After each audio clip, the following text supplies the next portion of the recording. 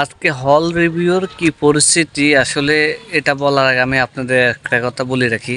নোয়াখালী অনন্য মামুন যে লিস্টটা দিছিল হল লিস্ট, এটার ভিতরে নোয়াখালী কোনো হল নাই, কুমিল্লা কোনো হল নাই। তারপর আমরা কুমিল্লা আজকে রওনা দিছি 15 তারিখ।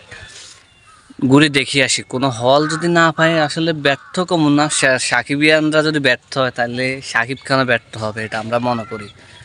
আর এবং আমরা যদি কুমিল্লা না পাই হয়তো ঢাকার উদ্দেশ্যে আবার রওনা হব।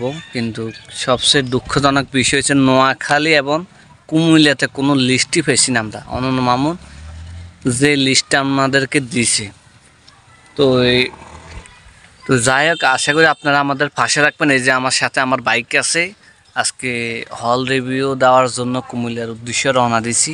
আজকে যেহেতু 15 তারিখ, দেখি আমরা কতটুকু পর্যন্ত যাইতে পারি। যদি কুমিল্লা না যেতে পারি তাহলে তো বাইক নিয়ে আর ঢাকা যাওয়া সম্ভব না। আর কুমিল্লা যদি আসলে যদি কোনো সিনেমা হল যদি খোলা না থাকে তাহলে আমাদেরকে ঢাকার উদ্দেশ্যে রওনা দিতে হবে।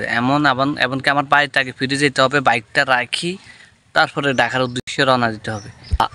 আর এতদিন আমি কোনো ভিডিও দিতে পারতেছি না, রিয়াকশন এবং গানের টেইলারের দরদ সিনেমার। কেননা আমি সৌদি আরব থেকে আসছি।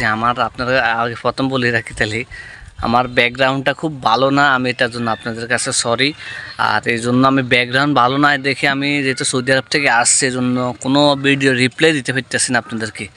তো অবশ্যই আপনারা আমার পাশে থাকেন। আপনাদেরকে আমি কতটুকু পর্যন্ত শাকিব খানের দরদ সিনেমার রিভিউ দিতে পারি, আমি আপনাদেরকে যথেষ্ট পরিমাণ ভালো রিভিউ দেওয়ার চেষ্টা করবো। তো আশা করি আপনারা যারা সাকিবিয়ান আছেন আমাদের পাশে থাকেন, সত্যের সন্ধানের পাশে থাকবেন।